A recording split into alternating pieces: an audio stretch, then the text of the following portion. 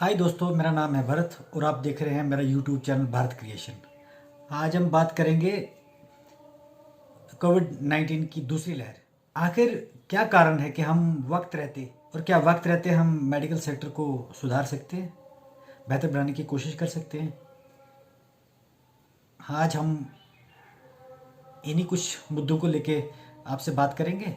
भारत में आज हर इंसान एक एक सांस के लिए तड़प रहा है। क्यों? इसके कारण क्या है? इसकी क्या वजूहत रही होंगी?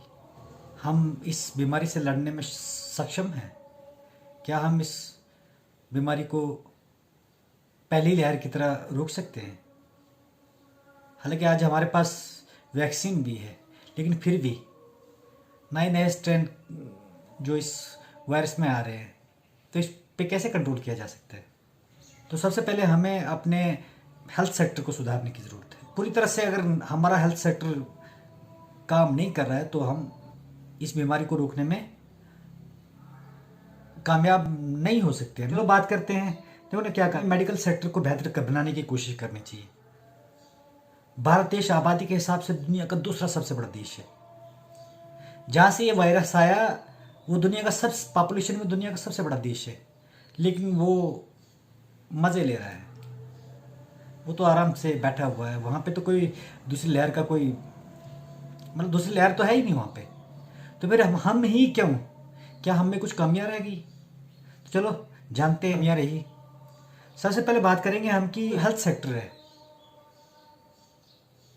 दुनिया में 19वें नंबर पर है। हमसे बहुत छोटे छोटे देश, मान लीजिए साउथ कोरिया है, ताइवान है, डेनमार्क है, ये पहले दूसरे तीसरे नंबर पे आते हैं। Australia, Japan, France, Spain, Belgium, United Kingdom, Netherlands, इन देशों का जो हेल्थ का इंफ्रास्ट्रक्चर है वो हमसे कई गुना बेहतर है। आल्दो हम यूनाइटेड स्टेट्स से 10 पायदान ऊपर हैं, फिर भी इस कोविड-19 की लहर से हम इतने परेशान क्यों हो गए, क्यों हुए? आखिरकार इसकी वजूहत क्या है? आबादी के हिसाब से दुनिया का दूसरा सबसे बड़ा देश भारत है। यहाँ कोई भी चीज़ फैलती है तो बड़ी तेज़ी से फैलती है। चाहे वो कोई अफवाह हो, चाहे कोई बीमारी हो, कुछ भी हो, बहुत तेज़ी से फैलती है, जंगल की आग की तरह। आज की सूरत हाल को देखते हुए सबको ये महसूस हुआ होगा कि आबादी हमारे देश का प्रॉब्लम है। खैर, इसको हम आखिर में डिस्कस करेंगे। हमको दो मेन इश्यूज को एड्रेस करना है आज। पहला है हेल्थ केयर सिस्टम और दूसरा है एजुकेशन। हमारे देश का हमारा देश हेल्थ केयर सिस्टम में 19वें नंबर पे आता है, जबकि अमेरिका एक विकासशील देश है, डेवलप्ड है, सुपर पावर है, दुनिया का नंबर 1 देश, दुनिया की नंबर 1 कंट्री, पावरफुल कंट्री है, वो 30वें नंबर पर है। पर क्या हम को बम्स, गोला बारूद और बम ही खरीदने चाहिए या फिर अपने सिस्टम को बेहतर बनाने की कोशिश करनी चाहिए? आज लोग एक सांस के लिए तड़प रहे हैं। जो एक एक सांस के लिए तड़प रहे हैं वो आम लोग हैं, मेरे और आप, जिनको गरीब कहा जाता है। अमीरों ने तो हवा को भी कैद कर रखा हुआ है, और इसका कारण है lake of basic infrastructure in health care sector. India में 562 मेडिकल कॉलेज हैं, जिनमें से 280 गवर्नमेंट कॉलेज हैं और 276 प्राइवेट कॉलेज हैं। इन कॉलेजों में 84,649 MBBS की सीट्स हैं। इस हिसाब से हर साल हम 50,000 डॉक्टर तैयार करते हैं।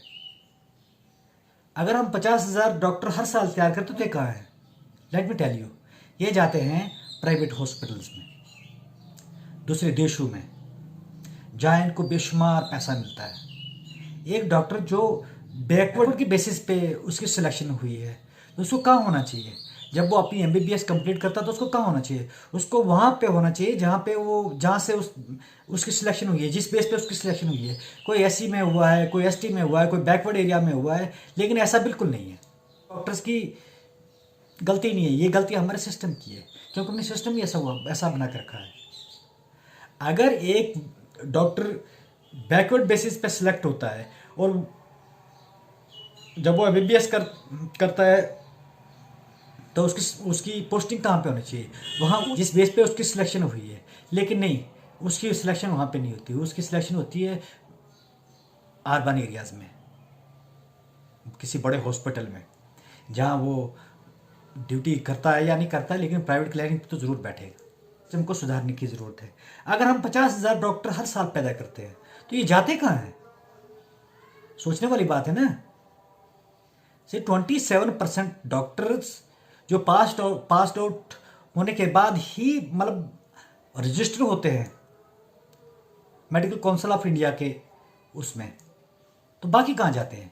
बाकी जाते हैं यूएसए, कनाडा, यूनाइटेड अरब अमारात, सऊदी अरबिया, आपके यूके, न्यूजीलैंड, स्विट्ज़रलैंड। से बड़ी बीमारी है, सबसे पहले कोशिश करनी है हमको इसको रोकने की।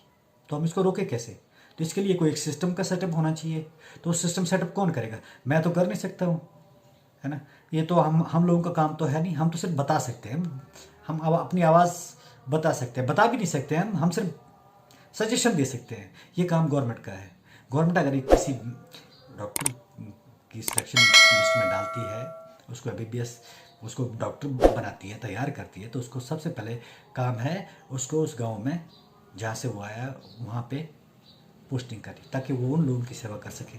इसी पे उसकी सिलेक्शन हुई। हमारे हर गांव में एक पीएचसी, प्राइमरी हेल्थ सेंटर होना चाहिए, जहाँ एक डॉक्टर, नर्स, एक पैरामेडिकल का स्टाफ और एक और आदमी हो जो उनको असिस्ट कर सके,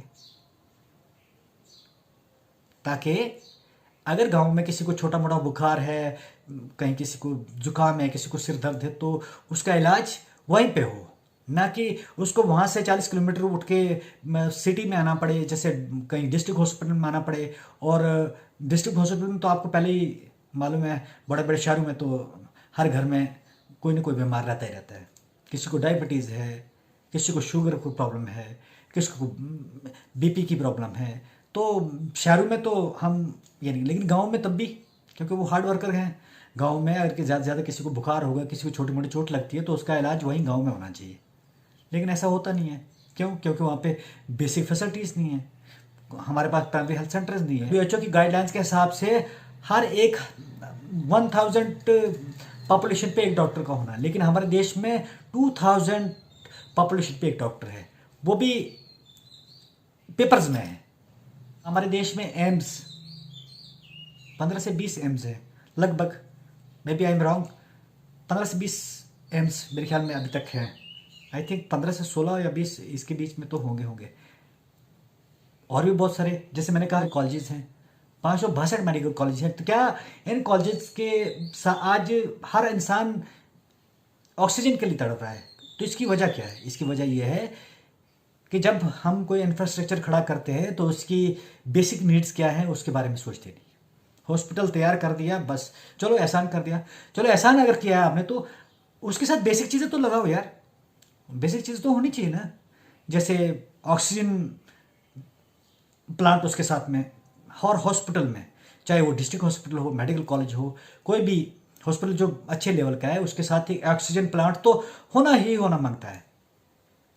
अगर वो चीज़ें अगर हमारे हॉस्पिटल में होती पहले से, तो आज हम एक एक सांस के लिए तड़पते नहीं। बेसिक इंफ्रास्ट्रक्चर का होना लाजमी है। दवाइयाँ तो चलो खैर, दवाइयों में हम दुनिया में दूसरे तीसरे नंबर पे आते हैं, जो प्रोड्यूस करते हैं, दुनिया को बेचते हैं दवाइयाँ। 10% ही डॉक्टर जो हैं जॉब करते हैं, बाकी जाते कहाँ हैं? उनके लिए तो कोई पैरामीटर सेट करना लाजमी है। उनके लिए पैरामीटर सेट होना चाहिए। डॉक्टर्स प्राइवेट प्रैक्टिस करें, बिल्कुल कोई इश्यू नहीं है, लेकिन जो डॉक्टर जिस दुकान पे आजकल बैठता है ना, अगर उसने कोई दवाई लिखी है, आपको उस दुकान के अलावा कहीं और मिलती नहीं है। कालाबाजारी पे रोक होनी चाहिए, प्रॉपर कोई सिस्टम होना चाहिए। फरवरी 2021 में India approved the supply of 24 million doses of COVID-19 vaccines to 25 countries. That was job done by government. Health sector में टोटल एलोकेशन जो है हमारे बजट की, वो पहले बहुत कम हुआ करती थी, 2016, 17, 15, 14 में ले लीजिए, लेकिन अब 2.5% जीडीपी का जो है, यानी कि कोई 30.16 बिलियन US डॉलर्स जो अलॉट किया है भारत सरकार ने इस बार हमारे हेल्थ सेक्टर में तो इवन के आयुष रिलेटेड 2970 करोड़ रुपया जो मतलब 407 मिलियन डॉलर्स की जो है ग्रांट इसको भी दी। तो ये अच्छे स्टेप्स हैं। हमको बारूद की भी ज़रूरत है, हमको गोला बम की भी ज़रूरत है, लेकिन सबसे जो बेसिक नीड है हमारी वो है एजुकेशन और हेल्थ। चीज़ों पे ध्यान देने की बहुत आवश्यकता है। भारत जैसे देश में जिसकी population 140 crore 140 billion population, 140 crore बहुत पॉपुलेशन, तो क्या हमको इस पे ध्यान नहीं देना चाहिए? क्या हम इस पैंडेमिक से हमको ये लेसन नहीं मिलता है कि हमको इस पॉपुलेशन पे भी थोड़ा बहुत कंट्रोल करना चाहिए? देखो ना, ये अगर 140 है 2030 तक हम चाइना को काफ़ी पीछे छोड़ जाएंगे। तो हमको इसके लिए भी एक कोई पॉलिसी बनाने की ज़रूरत है। पॉपुलेशन कंट्रोल पे भी कोई पॉलिसी बननी चाहिए। तो इस पैंडेमिक से हमको ये सबक सीखना चाहिए। हम बात करते हैं हमारे एजुकेशन सेक्टर की। हमारे ऑलमोस्ट हर गांव में, नहीं तो हर पंचायत में स्कूल तो अवेलेबल है तो टीचर्स नहीं। तो टीचर्स तो हमको अगर अच्छी क्वालिफिकेशन, अच्छी एजुकेशन चाहिए तो उसके लिए तो टीचर्स का होना बहुत ज़रूरी है। हम हमेशा क्यों दौड़ते हैं प्राइवेट सेक्टर में, हम प्राइवेट स्कूल पे हम गवर्नमेंट स्कूल्स को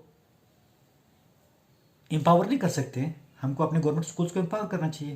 गवर्नमेंट को चाहिए कि अपने गवर्नमेंट स्कूल्स को एम्पावर करे। अरे एम्पावर नहीं कर सकती है तो बंद कर दो, उनको सेक्टर में डालो, प्राइवेट सेक्टर को दे दो, और उनके लिए भी कोई पैरामीटर सेट करो, कोई फीस का पैरामीटर, यूनिफॉर्म कैसे देनी है, क्या देनी है, उसके रेट्स क्या होंगे, क्या है, उसके लिए वो सेटअप तो होना चाहिए। नहीं तो बस हमने स्कूल तैयार कर दिया, बिल्डिंग बना दिया, टीचर है नहीं वहाँ पे, तो हम कहाँ जाएँ? वो टीचर कहाँ से लाएं? टीचर का होना तो बहुत ज़रूरी है ना।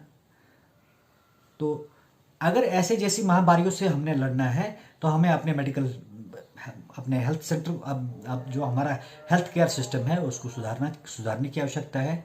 डॉक्टर्स को डॉक्टर बनाना है तो डॉक्टर बनाने के बाद उसको प्रॉपरली जहाँ से वो आया है, जहाँ का रहने वाला है, उसको वहाँ पोस्ट करो।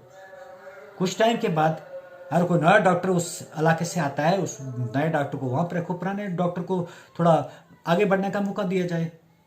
जहाँ तक मैं पीछे कई न्यूज़ में पढ़ रहा था, लोग बैकवर्ड और कैटेगरियों के बेसिस पे जिन लोगों की सिलेक्शन हुई है, एमबीबीएस करने के बाद गवर्नमेंट ने पीजी करवाई उनको, पीजी करने के बाद वो नौकरी छोड़ के कई सालों से बाहर गायब हैं। कहाँ हैं? दिल्ली में मजे ले रहे हैं। एक आदमी आपके फॉरफ्लंग एरिया देसा का है, उसने एमबीबीएस की है on the basis of backward certificate backward, और वो आज दिल्ली में बैठा हुआ है। क्यों?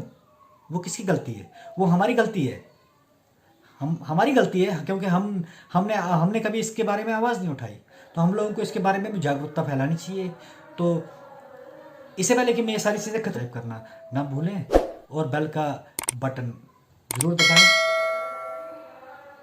न्यू नोटिफिकेशंस के लिए।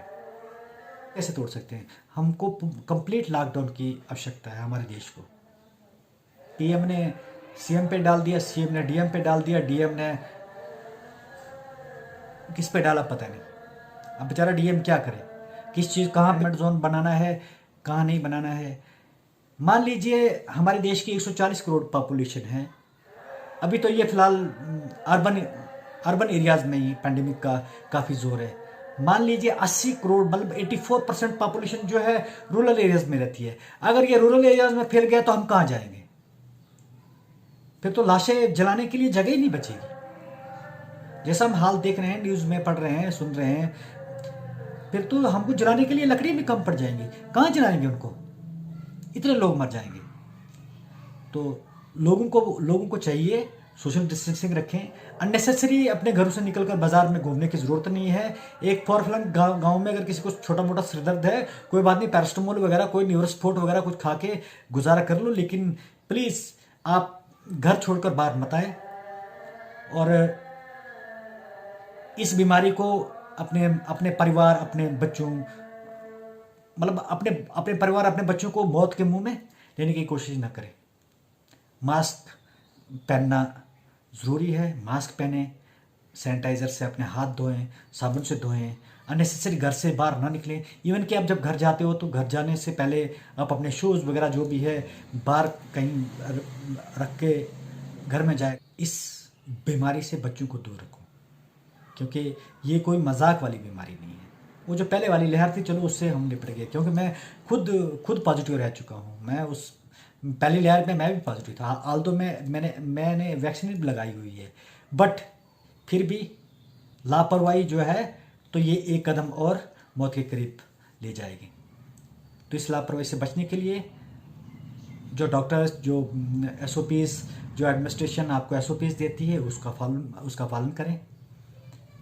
अगर आप चाहते हैं कि आपके बच्चे,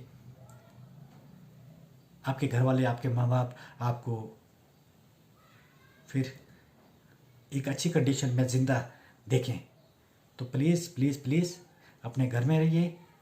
अननेसेसरी बाहर जाने की कोई ज़रूरत नहीं है। अगर सच बोला था कश्मीरियों ने, हटस्पट में ही होगी तभी घर से बाहर निकले, अदरवाइज़ घर से बाहर निकलने की ज़रूरत नहीं है। अपने घरों में रहिए। 2 गज़ की दूरी, मास्क है ज़रूरी।